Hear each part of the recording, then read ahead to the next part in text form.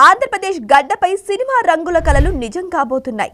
ఏపీని సినీ హబ్గా మార్చేందుకు కూటమి ప్రభుత్వం మాస్టర్ ప్లాన్ సిద్ధం చేసింది.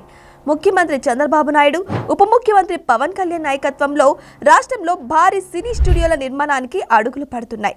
ఏపీలో సినీ టెలివిజన్ రంగానికి పెద్దపీట వేసేందుకు ప్రభుత్వం కార్యాచరణను సిద్ధం చేస్తోంది. ఈ రెండు రంగాలకు ఏపీని ప్రధాన కేంద్రంగా తీర్చిదిద్దడమే కూటమి ప్రభుత్వ లక్ష్యమని మంత్రి కందుల దుర్గేష్ వెల్లడించారు.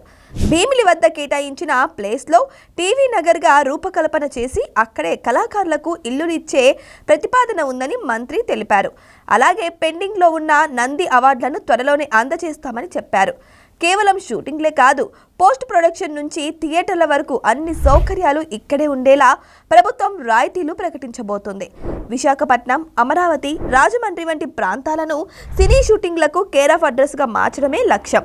ఒకప్పుడు హైదరాబాద్ను ఐటీ హబ్గా మార్చిన చంద్రన్న ఇప్పుడు ఏపీని సినీ గమ్యస్థానంగా తీర్చిదిద్దుతున్నారు. స్టూడియోల నిర్మాణం అంటే కేవలం వినోదం మాత్రమే కాదు, వేలాది మంది స్థానిక యువతకు ఉపాధి. లైట్ బాయ్ నుంచి టెక్నీషియన్స్ వరకు, నటుల నుంచి మేకప్ ఆర్టిస్టుల వరకు ఏపీ బిడ్డలకు సొంత గడ్డపైనే అవకాశాలు దక్కనున్నాయి. పరిశ్రమకు కావలసిన మౌలిక సదుపాయాలు, సింగిల్ విండో అనుమతులతో సినీ పెద్దలను ఆహ్వానిస్తుంది కూటమి సర్కార్. సినిమా అంటే పవన్ కళ్యాణ్కి ఉన్న విజన్, చంద్రబాబుకు ఉన్న అడ్మినిస్ట్రేషన్ తోడైతే Tollywood centre of gravity AP వైపు మొగ్గు చూపడం ఖాయం.